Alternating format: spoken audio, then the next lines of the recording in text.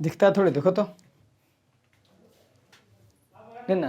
तब देखो, पिछले क्लास में हम बताए थे कि अगले क्लास में, मतलब आज के क्लास में गोलीय दर्पण चलेगा, बताए थे ना। गोलीय दर्पण मतलब स्फेरिकल मिरर। इसमें थोड़ा सा डिटेल समझना होगा कि अब गोलीय दर्पण कहेंगे किसको। तो इसका परिभाषा होता है वैसा दर्पण जो कांच के खोखला गोला का भाग होता है, उसे हम गोलीय दर्पण कहते हैं। अब यहाँ पे समझिएगा सही, तो परिभाषा समझ रहे हैं, नहीं समझ पा रहे होंगे तो क्या बोले, वैसा दर्पण जो खोखला गोला, खोखला गोला, ये वृत्त है, गोला मतलब फुटबॉल, जैसे गोला इस ढंग से होता है जी, फुटबॉल है ना। ये गोला है, इस खोखला गोला है, और ये खोखला कांच का गोला। देखिए, वैसा दर्पण जो कांच के खोखला गोले का भाग होता है, यही ना। तो कांच के खोखला गोला का भाग कैसे होगा। अब मान लिया जाए यहाँ पे तो कुछ कांच का कुछ खोखला है नहीं, जैसे एक गेंद खोखला होता है और वह गोला होता है। यदि हम गेंद को बीच से काट दे तो कटोरी ऐसा बन जाएगा, बनेगा कि नहीं बनेगा। जैसे मान लिया जाए, अभी हम यहाँ पे समझने की कोशिश करते हैं। कुछ गेंद इस तरह से दिख रहा है हमको, अगर हम इसको बीच से काट देंगे तो आपको इस तरह से दिखना शुरू हो जाएगा। एगो ऐसा पार्ट दिखेगा आधा कटोरा, और एगो इधर से दिखना शुरू हो जाएगा आधा कटोरा, नहीं ऐसा दिखना शुरू हो जाएगा गेंद। लेकिन यहाँ गेंद नहीं, कांच का खोखला गोला, कांच का गेंद समझिए, है ना। अब ऐसा दिखेगा, हम बीच से काट दिए तब। यदि हम बीच से नहीं काटते, हम इसी गोला को बीच से नहीं काट करके कोई साइड से काटे, जैसे मान लिया ऐसे गेंद है, हम इसको बीच से नहीं काट करके यहाँ से काटेंगे तो ये छोटा कटोरा दिखेगा। दिखेगा कि नहीं दिखेगा, छोटा कटोरा दिखेगा, और ये बड़ा वाला कटोरा दिख जाएगा, नहीं दिख जाएगा। तो अब देखिए, इसको जब हम, तो ये तो गोला, कांच का खोखला गोला हुआ। इसको हम बताए थे समतल दर्पण कैसे बनता है, समझिएगा पहले, कि कांच के पारदर्शी प्लेट में एक तरफ रजतित या कलई कर देते हैं तो समतल दर्पण का निर्माण होता है, बताए थे। लेकिन गोलीय दर्पण कैसे बनेगा कि कांच का गेंद रहेगा, कांच का खोखला गोला रहेगा, इसी को यदि हम बाहर से रजतित या कलई कर देंगे, बाहर से पेंट कर देंगे, तो बताइए अब इसमें चेहरा देख पाएंगे हम। बाहर से पेंट कर दिए तो चेहरा देख पाएंगे, बाहर से पेंट कर देंगे तो चेहरा देख पाएंगे। हाँ, कैसे देख पाएंगे, आगे से दिखाई देगा ना। अरे बुड़बक है, फिर समझिए। आप पता है क्लास में हैं तो आपको समझ नहीं आ रहा है, और जो दूर बैठे हैं उनको कैसे समझ में आएगा। कैसे हम समझाएं, यहाँ पे तो कुछ है ना ऐसा ऑब्जेक्ट। आप सिंपल सी बात समझिए, इसको हम बाहर से पेंटे कर दिए। समतल दर्पण कैसा था, हम ऐसे रहते थे और इधर से पेंट करते थे तो हम आईना किधर से देखते थे, जने पेंट के उने से, इधर से ना देखते थे, पेंट की उधर विपरीत से देखते थे। तो हम इसको बाहर से पेंट कर दिए तो आईना देख पाएंगे इसमें, कैसे देख पाएंगे, तो चारों तरफ बंद है, देख पाएंगे कैसे। तो फिर अभी कैसे बोले कि हम देख लेंगे, समझिएगा। तो यहाँ पे समझिए कि इसको, इसमें हम चेहरा नहीं देख पाएंगे। अब इसको चेहरा देखने के लिए हमको क्या करना होगा ना, कि इस भाग को काट लेना होगा, ऐसे काट लेंगे। काट के जब अलग कर लेंगे तो इस तरह से काटेंगे और ये अलग हो जाएगा, देखिए अलग हो गया। अब इसी वाले पोर्शन को उठा के इधर ले आएंगे, जैसे उठा के इधर लाएंगे तो ये इधर आ जाएगा, इस ढंग से आ जाएगा कि नहीं आ जाएगा। देखिए, काट के हटाएं और घसका दिए, इसको पकड़े यहाँ से और यहाँ ले आए तो ये देखिए काट के यहाँ चला गया। अब हम इसमें आईना देख सकते हैं, देख सकते हैं कि नहीं देख सकते हैं। कैसे देख सकेंगे जी, इधर से हम देख लेंगे। जब तक ये बंद था तब तो हम नहीं देख सकते थे, लेकिन जैसे ही काट के इसको साइड किए तो इसमें भी आईना देख सकते हैं। इधर से चेहरा रखेंगे तो उधर दिख जाएगा आईना। अब इधर वाला में भी अगर हम यहाँ चेहरा रखेंगे, इधर देखेंगे तो आपको आईना दिख जाएगा। दिखेगा कि नहीं दिखेगा? अब दिख जाएगा, कटने के बाद दिख जाएगा। तो ये गोलीय दर्पण कहलाता है। कौन? वैसा दर्पण जो कांच के खोखला गोला का भाग होता है, उसे हम गोलीय दर्पण कहते हैं। कोई दिक्कत नहीं। और गोलीय दर्पण कितने प्रकार के? 2 प्रकार के होते हैं। कहेंगे कैसे सर? समझिएगा अभी फिलहाल। अभी हमने आपको बताया, यहाँ से अब इसको मिटाते हैं। कहाँ गया मिटाने वाला? देखिएगा हम क्या बताना चाह रहे हैं कि गोलीय दर्पण 2 प्रकार के होते हैं। अभी सारा लिखवाएंगे, सिर्फ अभी देखिए। अभी मैंने बताया कि एक खोखला गोला था, इसको हम बाहर से पेंट किए तो चेहरा नहीं देख पा रहे थे। क्या देख पा रहे थे? नहीं बोलती है तो बोला करो। बोल, हम मान रहे, आवाज आएगा तो क्या हो जाएगा? मुंह खोलने से दिमाग खुलेगा। ये बता, देखिए चुपचाप रहिए तो हमको समझ नहीं आएगा कि आप यहाँ पे हैं तो आप ही को ना हम समझाएंगे। बाकी दूर वाला व्यक्ति तो हमको, जब आपको समझ में आ जाएगा तो हमको पता है कि दूर वाला व्यक्ति को भी समझ में आ जाएगा 100%। ठीक है, तो आप बताइए कि इसमें चेहरा देख पा रहे थे? नहीं देख पा रहे थे। देख पा रहे थे जी? इसको, इसमें चेहरा देखने के लिए हमको इसको काट करके अलग करना पड़ा। तो एक दर्पण तो बाहर से पेंट किए, और एक दर्पण ऐसा भी तो हो सकता है कि हम अंदर से पेंट कर देंगे ऐसे। यदि अंदर से पेंट करेंगे तो इसमें चेहरा देख पाएंगे? बताइए तो आपसे। हम अंदर से पेंट किए तो चेहरा देख पाएंगे? हाँ देख पाएंगे। कहीं से भी चेहरा हम देख लेंगे, क्योंकि समतल दर्पण में इधर से हम पेंट करते थे, दर्पण के पीछे रजतित या कलई करते थे, तो हम आगे इस साइड से चेहरा देख लेते थे। तो हम इसके अंदर से पेंट करेंगे। सर अंदर से कैसे पेंट करेंगे? अंदर तो बंद रहेगा, तो पेंट कैसे करेंगे? तो पहले काट करके पेंट कर लेंगे, फिर से जोड़ देंगे पेंट करके। हो जाएगा कि नहीं हो जाएगा? तो ये 2 तरह का दर्पण बन रहा होगा। एक बाहर से पेंट करने पे दर्पण बन रहा है, एक अंदर से पेंट करने पे दर्पण बन रहा है। बन रहा है कि नहीं बन रहा है? तो इसी को 2 दर्पण, 2 तरह के दर्पण बन रहा है। एक को बोलेंगे उत्तल दर्पण और एक को बोलेंगे अवतल दर्पण। कोई दिक्कत नहीं ना? समझ में आ रहा होगा? चलिए तो हम फिर से इसको बना देते हैं एक बार फिगर। गोलीय दर्पण एक खोखला गोला, कांच का खोखला गोला का भाग होता है, उसे हम क्या कहते हैं? गोलीय दर्पण। और गोलीय दर्पण 2 प्रकार के होते हैं, एक उत्तल दर्पण और दूसरा का अवतल दर्पण। समझाते हैं, फिलहाल आप ये नोट कर लीजिएगा। गोलीय दर्पण, सॉरी ये गड़बड़ है ना? यहाँ पे हम समझाते हैं। ये सर्कल नहीं है, वृत्त नहीं है, ये गोला है, गेंद है ये। अब गेंद को, ये दर्पण है, अब हम इसको काट के हटा दिए। तो काट के हटाए तो ऐसा बना, इधर इस पार्ट को हटा के ले गए तो समझ में आ रहा होगा कि नहीं आ रहा है? इसको ले आए इधर, तो यहाँ से काट के हट गया, ये हट गया कि नहीं हट गया? हट गया। अब हम चाहे तो इसी गोला को एक पार्ट में और काट सकते हैं, ई वाला पार्ट। ई वाला पार्ट को उठा करके हम इधर ले आते हैं। देखिए यहाँ ले आए जी, ऐसे था कि नहीं था? देखिए इधर से मुड़ा हुआ था। चलिए अब हमको ये गोला से मतलब नहीं है, ये गोला से मतलब अब हम काट के हटाए हैं, जिससे मतलब है। आपको अभी बताएं कि यदि हम बाहर से पेंट करें, मतलब बाहर से ये हो जाएगा बाहर वाला पार्ट, बाहर से इसमें रजतित या कलई करेंगे तो ये भी एक दर्पण बनेगा, बनेगा ना? बिल्कुल। इसमें हम अंदर वाला पार्ट पेंट करें, अंदर वाला पार्ट, तो अंदर वाला पार्ट इधर वाला होगा कि नहीं होगा? चलिए जी, अब समझ में आ रहा होगा बात को। एक बार हम बाहर से पेंट किए, एक बार हम अंदर से पेंट किए। देखिए ना, ये बाहर वाला पोर्शन पेंट किए। क्यों? क्योंकि ऐसे था दर्पण अभी फिलहाल हमारे पास, तो हम अगर ऐसे पेंट करेंगे तो बाहर से पेंट होगा, अगर हम अंदर से पेंट करेंगे तो ये अंदर से पेंट होगा कि नहीं होगा? रजतित या कलई होगा। तो जब बाहर यानी दर्पण के बाहर से हम जब पेंट किए तो चेहरा देखेंगे इधर से, तो परावर्तक सतह हमारा इधर वाला होगा कि नहीं होगा? तो परावर्तक सतह धसा हुआ है कि नहीं है? तो इसको हम अवतल दर्पण बोलेंगे। कौन दर्पण बोलेंगे? अवतल दर्पण। कोई दिक्कत नहीं।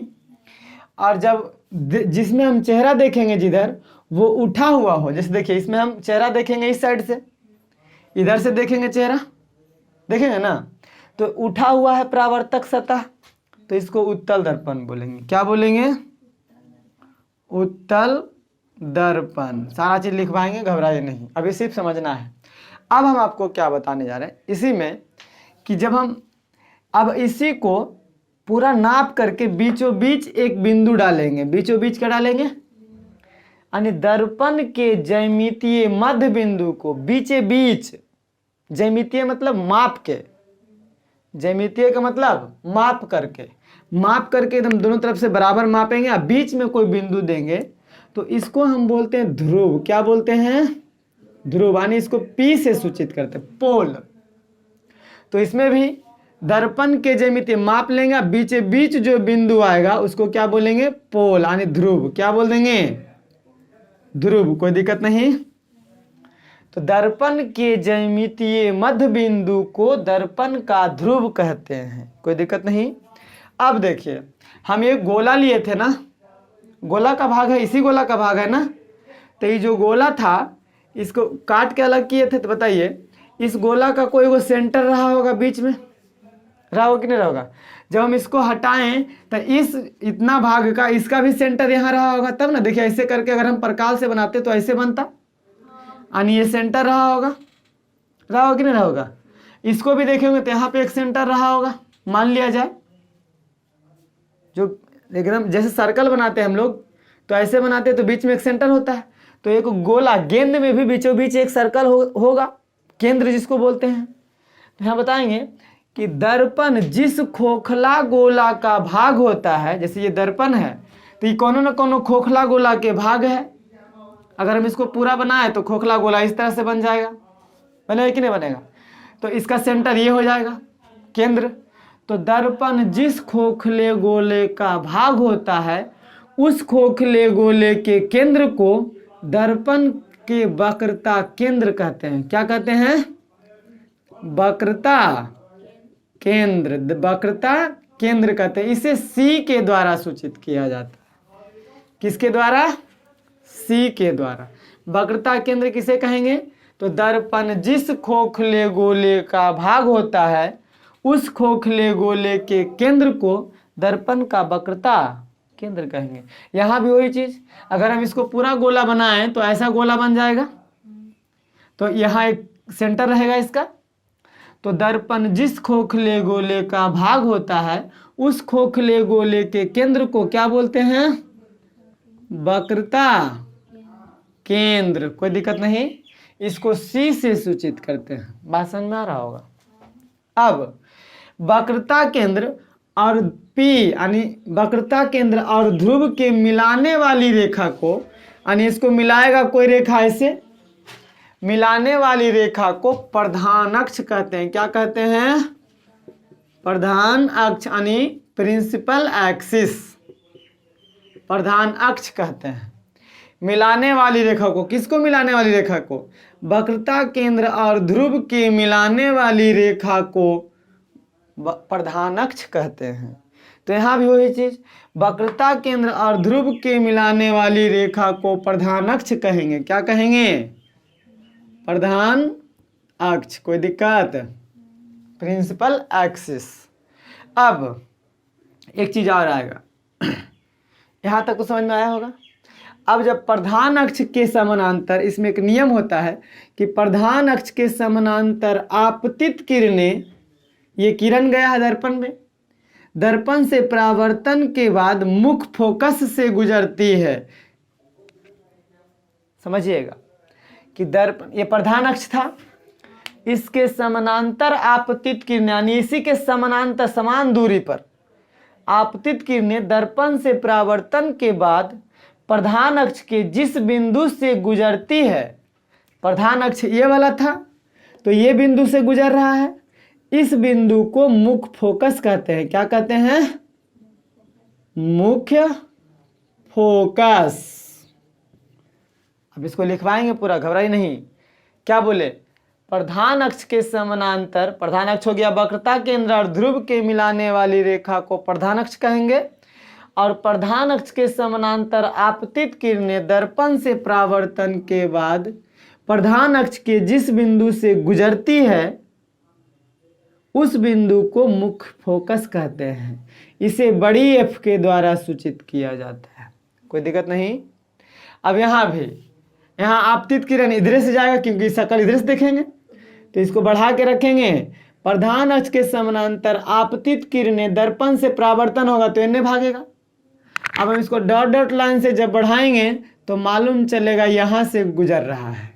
जब इसको ऐसे ऐसे गुजारेंगे तो पता चलेगा, देखिए फिर से समझिएगा, यहाँ से आपतित किरण जाएगा तो टकरा करके इधर बाहर की ओर भागेगा, नहीं अंदर की ओर नहीं, क्योंकि पीछे तो पेंट किया हुआ है, बाहर की ओर भागेगा। जब हम इसको डॉट डॉट लाइन से बढ़ा करके देखेंगे दर्पण के पीछे तो एक ना एक बिंदु से कटती हुई मालूम पड़ेगी। तो यहाँ परिभाषा हो जाएगा कि प्रधान अक्ष के समानांतर आपतित किरणें दर्पण से परावर्तन के बाद मुख्य फोकस से गुजरती हुई मालूम पड़ती है। यहाँ गुजर रहा था सच में, लेकिन यहाँ मालूम पड़ेगा क्योंकि यहाँ से लौटेगा इधर भाग जाएगा। और यहाँ डॉट डॉट लाइन से ऐसे ऐसे बढ़ा के देखेंगे तो मालूम चलेगा कि किसी बिंदु से गुजरती हुई मालूम चलती है। उस बिंदु को मुख्य फोकस कहते हैं। क्या कहते हैं? मुख्य फोकस कहते हैं। कोई दिक्कत नहीं। वक्रता केंद्र समझ में आ गया होगा। ये वाला वक्रता केंद्र कहलाएगा, ये वाला मुख्य फोकस कहलाएगा, ये वाला ध्रुव कहलाएगा। यहाँ भी वही चीज, ये ध्रुव कहलाएगा, ये मुख्य फोकस कहलाएगा, ये वक्रता केंद्र कहलाएगा। कोई दिक्कत नहीं।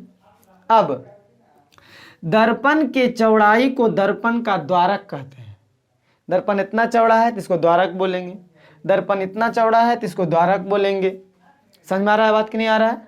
एक चीज और अभी और है बाकी, देखिएगा। जैसे मान लिया जाए यहाँ से आप अपने घर जाते हैं तो बीच में कुछ ना कुछ दूरी डिस्टेंस तय करते हैं कि नहीं तय करते हैं। यहाँ से जैसे हम यहाँ से यहाँ कोई दूरी जाएंगे, यहाँ कोई बिंदु है, यहाँ तक हम किसी वस्तु को, तो यहाँ से यहाँ कुछ ना कुछ दूरी होगा, 5 किलोमीटर या 5 मीटर या 10 मीटर कुछ भी होगा। तो वही चीज़ यहाँ भी। अब यानी मुख्य फोकस इस बिंदु से ध्रुव तक जो दूरी आएगा इसको हम फोकसांतर बोलेंगे। छोटी एफ से सूचित करते हैं, छोटकी एफ से फोकस दूरी या फोकसांतर कहते हैं। यानी फोकस दूरी, तो मुख्य फोकस और ध्रुव के बीच के दूरी को फोकस दूरी कहते हैं। चाहे 5 मीटर आ जाए चाहे 10 मीटर आ जाए, उसको क्या बोलेंगे हम लोग? फोकस दूरी। समझ में आ गया कि नहीं बात? यानी यहाँ से यहाँ के बीच की दूरी को फोकस दूरी कहते हैं। No doubt. अब आगे फिर आएगा वक्रता केंद्र और ध्रुव के बीच की दूरी को वक्रता त्रिज्या कहते हैं।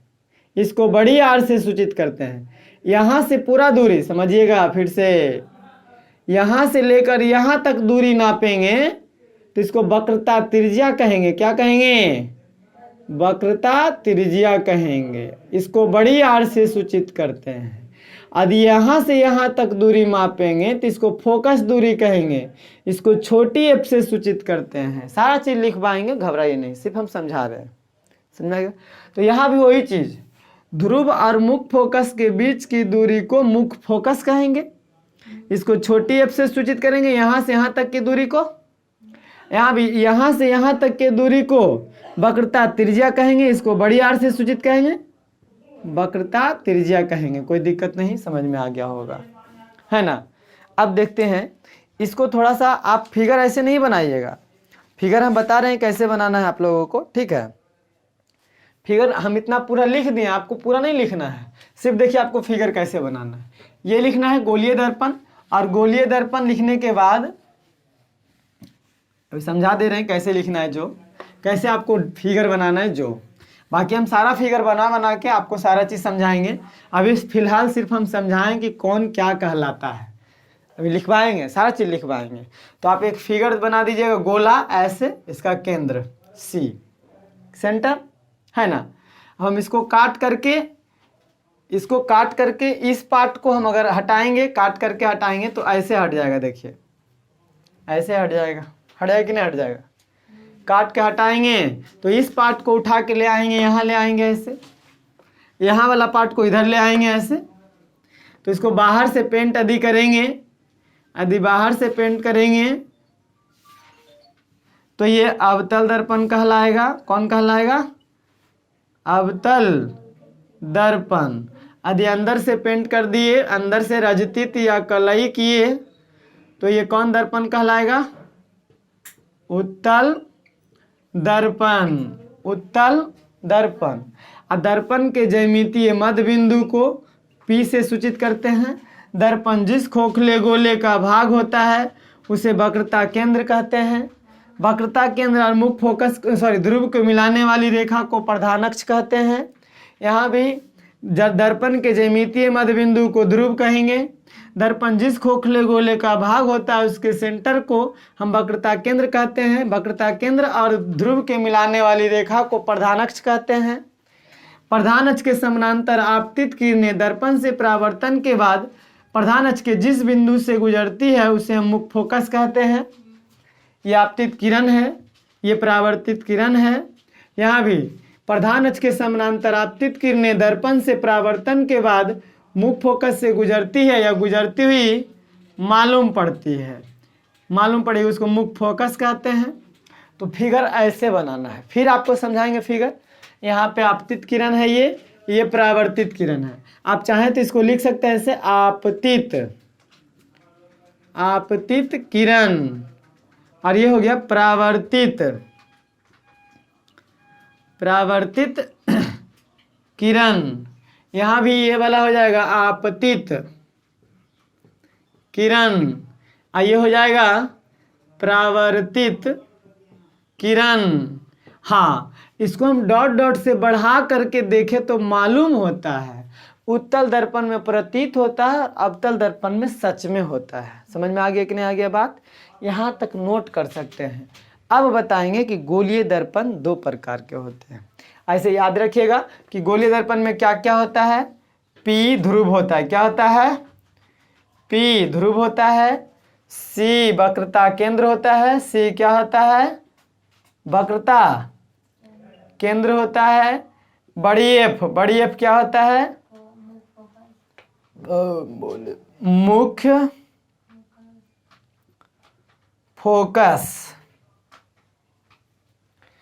बड़ी F मुख्य फोकस, और मुख्य फोकस के बाद छोटकी f फोकस दूरी होता है। फोकस दूरी अभी बताए हैं कि मुख्य फोकस और ध्रुव के बीच के दूरी को मुख्य फोकस दूरी कहेंगे हम लोग। और R बड़ी R वक्रता त्रिज्या कहलाता है। वक्रता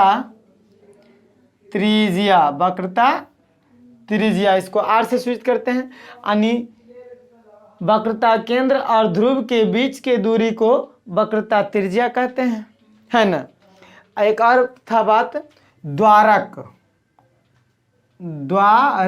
दर्पण के चौड़ाई को दर्पण का द्वारक कहते हैं। इसको किसी भी चीज से सूचित नहीं किया जाता है। तो इतना चीज हम लोगों को पढ़ना है। ध्रुव, वक्रता केंद्र, मुख्य फोकस, फोकस दूरी, वक्रता त्रिज्या और द्वारक। आप इसको नोट कर लीजिए, फिर आगे बढ़ते हैं हम लोग। समझ में आ गया कि नहीं आ गया? हाँ, नोट कीजिए इसको आप लोग।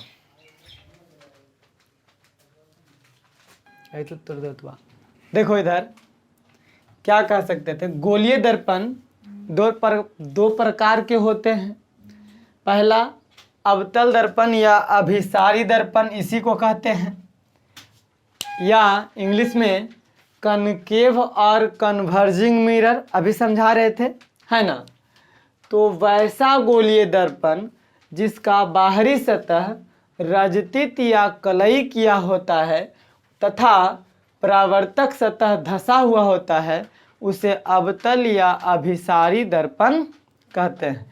मतलब हम क्या बोले कि वैसा गोलीय दर्पण जिसका बाहरी सतह रजतित या कलई किया हो, बाहर से पेंट किया, आधा हटा दिए काट के, अब परावर्तक सतह जब क्या हो जाएगा, धंस जाएगा, नहीं हो जाएगा, धंसा हुआ रहेगा। तो वही बोल रहे हैं कि वैसा गोलीय दर्पण जिसका बाहरी सतह रजतित या कलई किया हुआ होता है तथा परावर्तक सतह जिन्हें चेहरा देखेंगे वो धंसा हुआ रहेगा, उसे हम अवतल या अभिसारी दर्पण कहते हैं।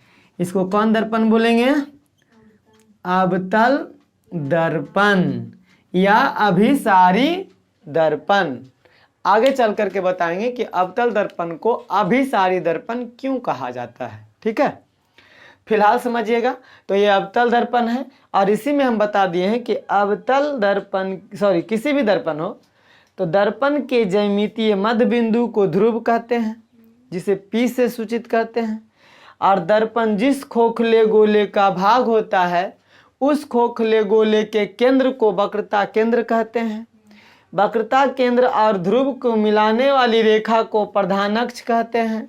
लिखते चलिएगा इसमें, ये वाला क्या है जी, प्रधान अक्ष है, प्रधान अक्ष यानी principal axis, PRINC।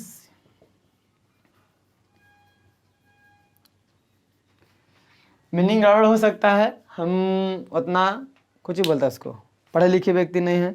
PRINCI PL principal AXIS सही है ना। इसको प्रधान अक्ष यानी प्रिंसिपल एक्सिस बोलते हैं। और इस बिंदु को ध्रुव बोलते हैं। क्या बोलते हैं इस बिंदु को? ध्रुव।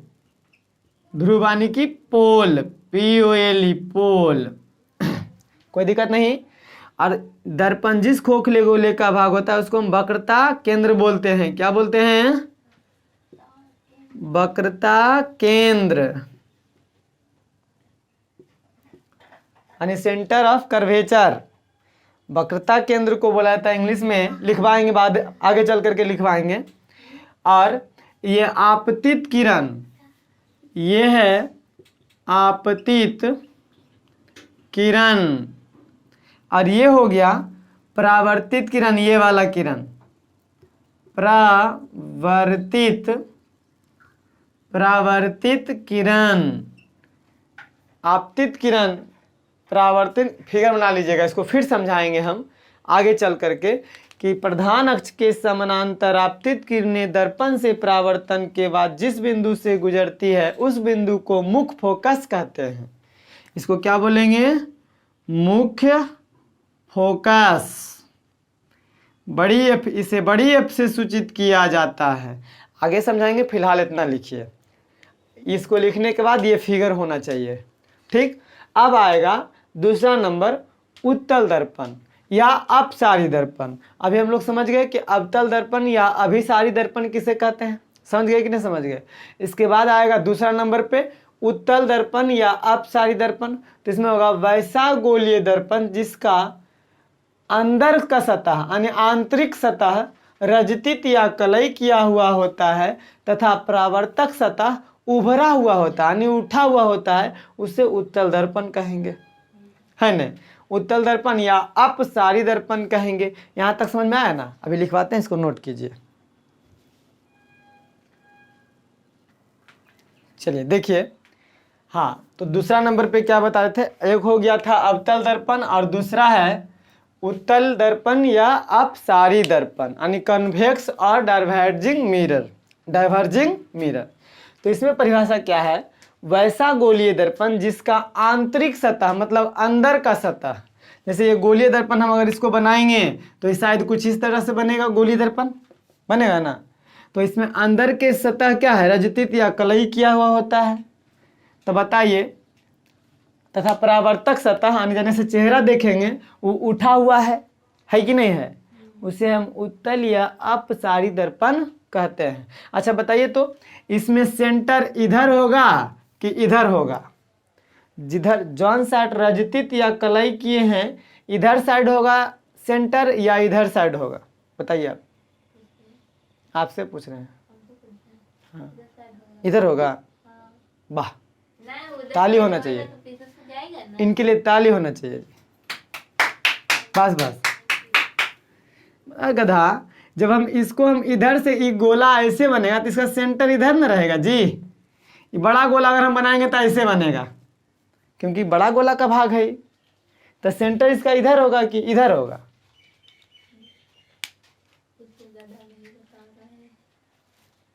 गधा तो सबसे बड़ा या प्रिय क्या बोले हम आपको, कॉमन सेंस लगाया कीजिए, ठीक है, कुछ नहीं बोल सकते।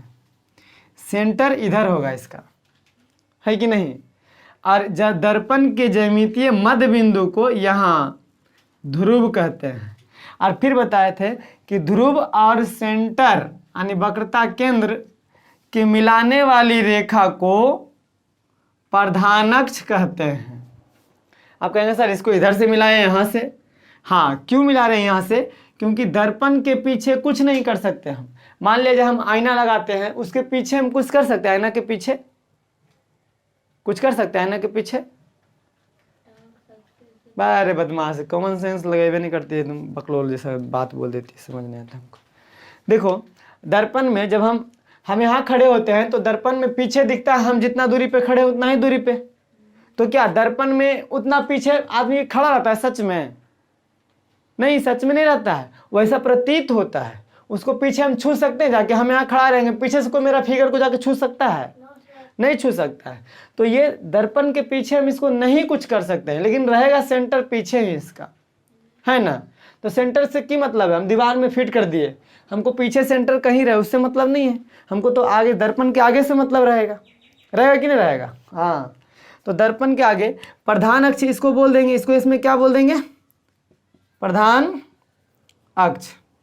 और प्रधान अक्ष के समानांतर आपतित किरणें दर्पण से परावर्तन के बाद मुख फोकस से गुजरता ऐसे लौट जाएगा, इसे ऐसे। इसको डॉट डॉट लाइन से बढ़ाएंगे तो पता चलेगा कि वो यहाँ से ही लौट रहा है, एफ से। ये ऐसे आएगा आपतित किरण, इस पे पड़ेगा, पढ़ने के बाद इधर की ओर भाग जाएगा, ये अपरावर्तित किरण हो जाएगा। ये हो जाएगा आपतित किरण, आपतित किरण, और ये हो जाएगा परावर्तित किरण, परावर्तित किरण। जब इसको दर्पण के पीछे तो हाथ नहीं ले जा सकते हैं, हम दीवार में आईना टांग देंगे और मेरा शकल पीछे दिखेगा, क्या हम ऐसे ढुका के पीछे शकल पकड़ सकते हैं अपना? नहीं पकड़ सकते हैं। कौन हुआ पीछे, उसमें किधर हुआ जिधर मैं कलाई किया हुआ? हाँ, तो मतलब कहाँ से ना देखेंगे? आगे से। हाँ, तो हम की बोले कि इधर से बनेगा? हम पूछे क्या इसका सेंटर किधर होगा? सेंटर यही, मतलब जिधर से आईना देखेंगे सेंटर उधर होगा।